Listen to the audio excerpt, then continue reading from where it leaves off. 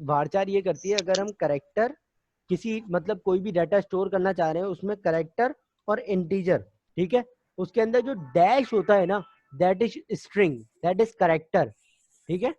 तो स्ट्रिंग हो कोई स्ट्रिंग, ठीक है, और क्या कहते हैं करेक्टर और इंटीजर, करेक्टर और स्ट्रिंग एक ही चीज कह लो, ठीक है। तो मतलब कोई भी सेंटेंस और कोई भी नंबर अगर किसी चीज में इंक्लूड हो तो हम उस चीज के लिए, उस चीज के डाटा को स्टोर करने के लिए varchar इस्तेमाल करेंगे। सेम एज हमारे पास varchar 2 भी है, और ठीक है, और सेम एज हमारे पास varchar n varchar भी है, ठीक है। n varchar 2 को छोड़ दो, ठीक है। ये तीनों सेम काम करती हैं, बस इनकी स्पेस का फर्क है। जैसे फॉर एग्जाम्पल आपका डाटा, जो अमाउंट ऑफ डाटा है उसका साइज इतना बड़ा है कि वो 2 MB में, या इसकी कुछ साइज होती है स्पेसिफिक, मैं अभी 1 मिनट रुको जरा, मैं गूगल मारता हूँ, मैं भूल गया थोड़ा सा। varchar साइज इन एसक्यूएल, ठीक है, 1 मिनट रुक जाओ। इसकी 1 बाइट या कुछ इस तरीके से 8000 कैरेक्टर्स मैक्सिमम लेंथ इसमें जा सकती है, इसमें लिखा हुआ तो ये है, ठीक है। और इसी तरीके से n varchar की देख लेते हैं, n varchar length SQL, n varchar length size in SQL, ठीक है। इसी तरीके से इसका आ रहा है 2 बाइट, 1 बाइट समथिंग, इसका भी 1 बाइट ही आ रहा है, बट 1 मिनट रुक जाओ। इसी तरीके से varchar 2 का देख लेता हूँ मैं, varchar 2 साइज, ये हाँ इस तरीके से सर्च करना पड़ेगा, 1 मिनट दो, 400, और इसका कर देते हैं varchar साइज, और इसका कर देते हैं n varchar, ठीक है, सिर्फ साइज कर देते हैं। तो इसका साइज कुछ मैक्स वैसे तो रखते हैं 255 बाइट रखते हैं, लेकिन जो ना एक टोटल लेंथ ऑफ 8000 कैरेक्टर कुछ समथिंग इस तरीके से स्टोर कर सकते हैं, लेकिन 200 उसके अंदर, जैसे इसके अंदर आ रहा है varchar 2 के अंदर जो साइज आ रहा है वो आ रहा है 4000 बाइट, सॉरी। तो इसी तरीके से 4000, सॉरी, 4000 बाइट्स आ रहा है। इसी तरीके से जो varchar होता है उसका 2000 बाइट्स करके कुछ होता है, मतलब कम होता है varchar 2 से, ठीक है, मतलब डबल होता है varchar 2 varchar से। तो इसका मतलब ये है कि अगर हमें ऐसा हमारा डाटा है जो 2000 बाइट से भी ज्यादा है तो हमें उसके लिए हमें varchar 2 इस्तेमाल करेंगे। ऐसा सिनेरियो बहुत रियर केस सिनेरियोज में आता है, बट अगर आ रहा है तो आपने क्या करना है, सिंपली varchar 2 को इस्तेमाल करना है। और अगर आपका 200 बाइट से नीचे डाटा है, मतलब सिंपल डाटा बेस पे आप काम करो, सिंपल क्यूरीज है, सिंपल स्टोरेज है, तो आप varchar ही इस्तेमाल करो तो ज्यादा इशू नहीं है, ठीक है। सिर्फ साइज का डिफरेंस है, बाकी तीनों का काम सेम है। और करेक्टर तो मुझे बताने की जरूरत नहीं है कि इसमें नंबर्स ही नहीं जाएंगे, इसमें सिर्फ करेक्टर जाएंगे, ठीक है।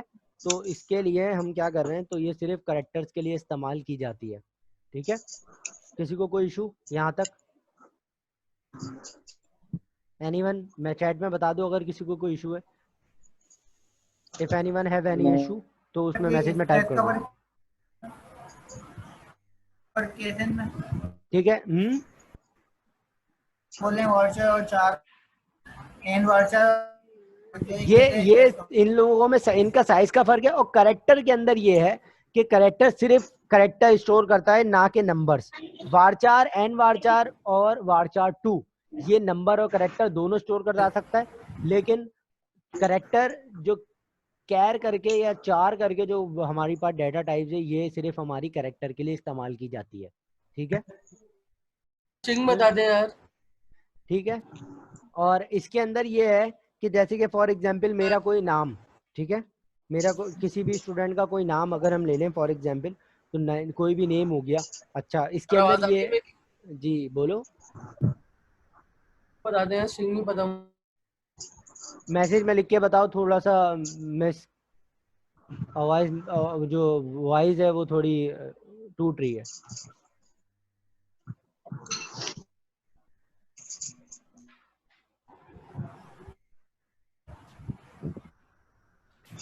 सही है। कंप्लीट हुआ ना 39 ये वीडियो मैं अपलोड करके आपको लिंक दे दूंगा, उसको देखते रहना, सही है।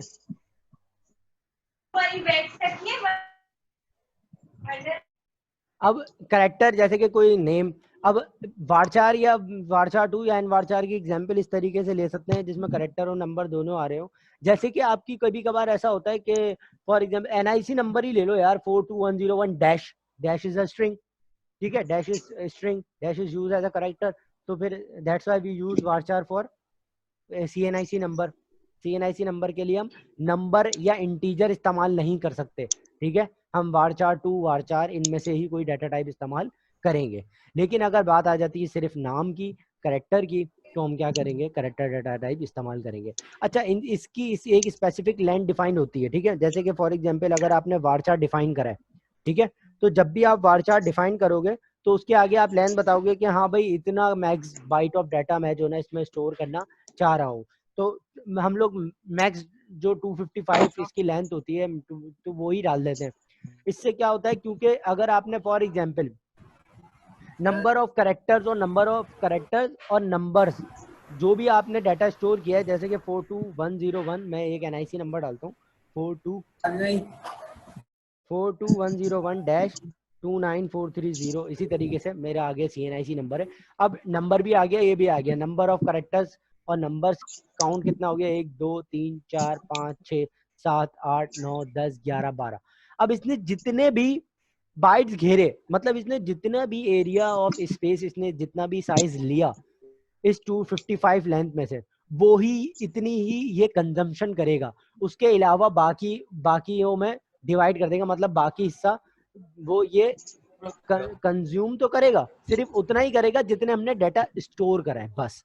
लेकिन करेक्टर के अंदर क्या होता है, जैसे कि अगर हमने फॉर एग्जांपल अरसलान, ठीक है, अरसलान मैंने स्टोर कराया करेक्टर के अंदर, अब वो ले रहा है फॉर एग्जांपल 4 बाइट के स्पेस ले रहा है, और हमने इसकी जो है ना काउंट, इसमें हमने फॉर एग्जांपल 15 करेक्टर्स की, या इसकी लेंथ जो है ना करेक्टर की 15 और 16 या 17 या 18 डाल दी। लेकिन हमारा जो पूरा नंबर ऑफ काउंट है पूरे कॉलम के अंदर, वो नेम में सिर्फ 7 चल रहा है, तो 7 माइनस 15 कितने हो जाते हैं बताओ?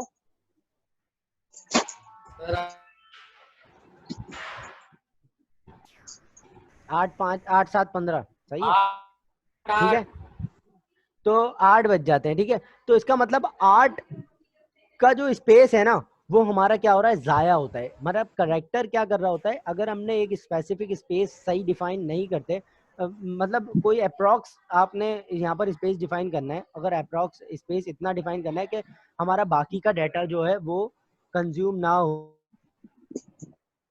तो सर आवाज आ रही है? आवाज चली गई एकदम।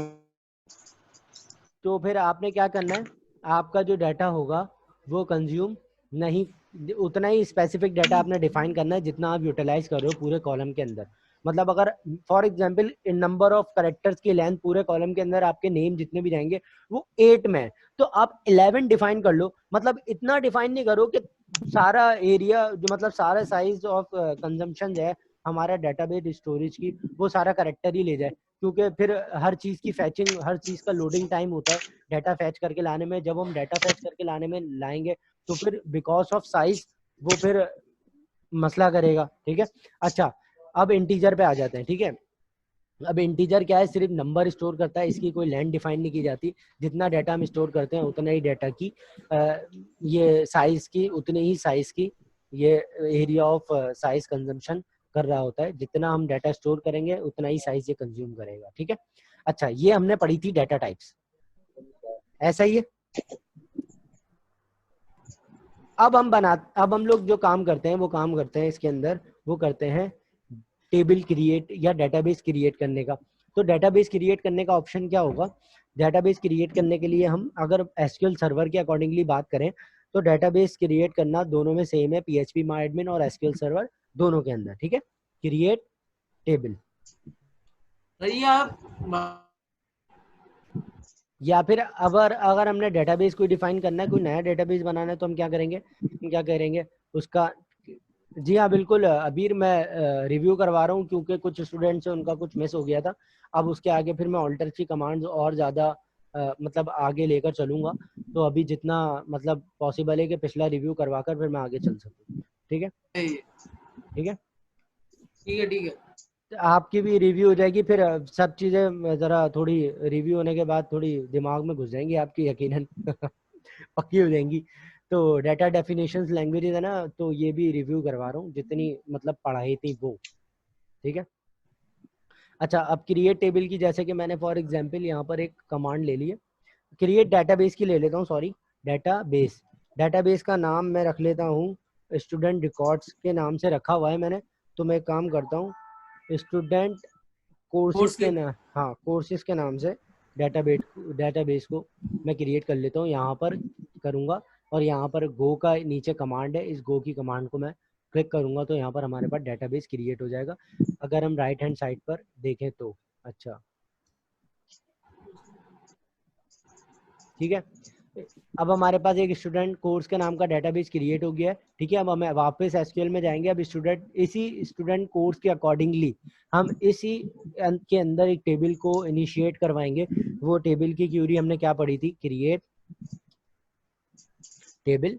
ठीक है, अब आप टेबल का कोई भी नाम रख सकते हो, जैसे कि फॉर एग्जांपल सिर्फ कोर्स का नाम रख लेता हूं मैं। ठीक है, अब जैसे कि फॉर एग्जांपल कोई ना कोई स्टूडेंट होगा जिसको ये कोर्स अलॉट हुए होंगे, उसके स्पेसिफिकली हम इसके कॉलम्स डिफाइन कर लेते हैं। ठीक है, तो यहाँ पर मैं सबसे पहले क्या एक स्टूडेंट नेम ही ले लेता हूँ ताकि मैं उसके अकॉर्डिंगली उनके सारी चीज़ें डिफाइन कर सकूँ। स्टूडेंट नेम के अंदर मैं क्या करता हूँ, वारचार ले लेता हूँ।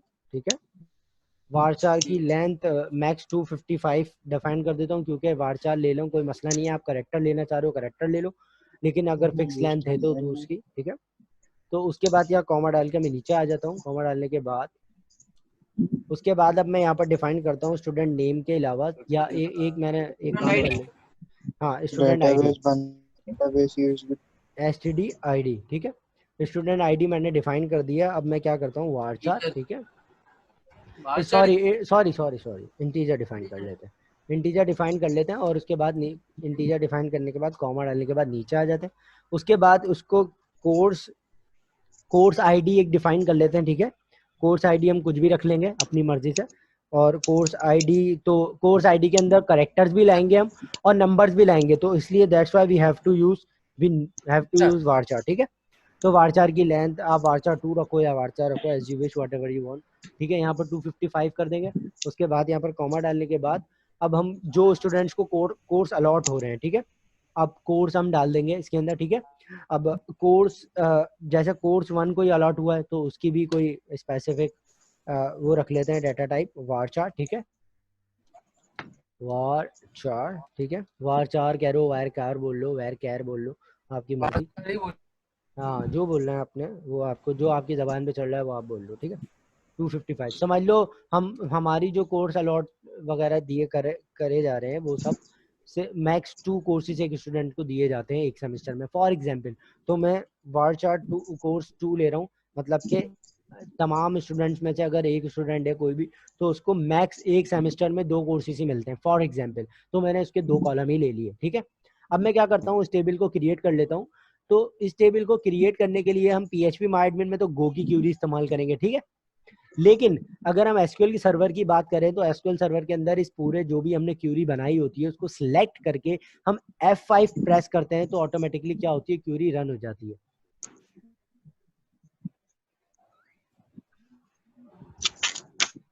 ओहो, मेरा डेटाबेस उड़ गया इसमें से ना, F5 गलती से प्रेस कर दिया मैंने। तो मैं जल्दी जल्दी पहले पेज रिफ्रेश नहीं आ रहा ना, मसला हो गया। चलो कोई बात नहीं, हाँ टेबल 5 से पेज है ना, हाँ रिफ्रेश हो गया, सही कह रहे हो, फ्रेश मैंने इसमें रिफ्रेश हो गया असल में ब्राउजर है ना, ब्राउजर पे काम करता है ना ये, दैट्स व्हाई। अच्छा, तो यहाँ पर अब क्या करते हैं, कोर्सेज। ठीक है, कोर्सेज का टेबल हमने जनरेट किया था, मैं जल्दी जल्दी बना लेता हूँ ताकि जो ना, आप बना ले। ठीक है,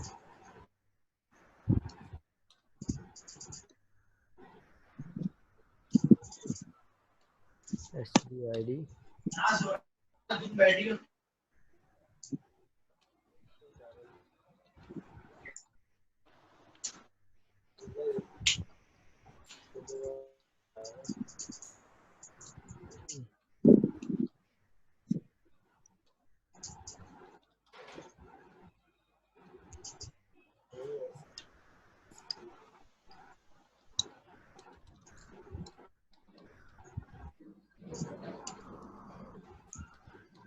बहुत अच्छी।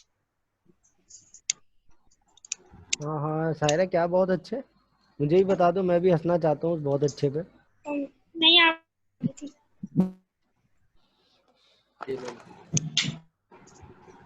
सर यूज नहीं लगेगी इसमें? यूज की कमांड इसमें नहीं लगती, एसक्यूएल सर्वर के अंदर लगती है। अगर आपने, जैसे कि मैंने डेटाबेस क्रिएट किया था, डेटाबेस का नाम क्या था, कोर्सेस ही था।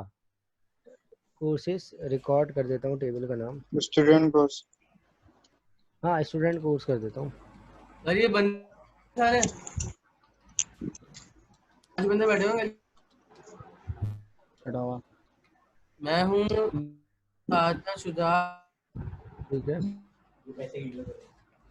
सर पूछ रहे हैं आप, परेशान है वो। हाँ अब परेशान नहीं होंगे, मैं ये वाली वीडियो दे दूंगा ना तो समझ जाएंगे, ठीक है। मैं ये वीडियो उन लोगों को दे दूंगा, कोई मसला नहीं है, ठीक है। अच्छा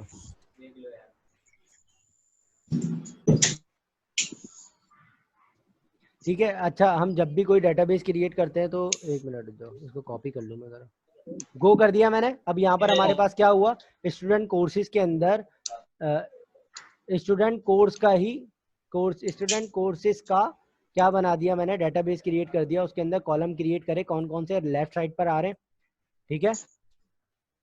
student ID, student name, course ID, course 1, course 2, ऐसा ही है, ठीक है। अब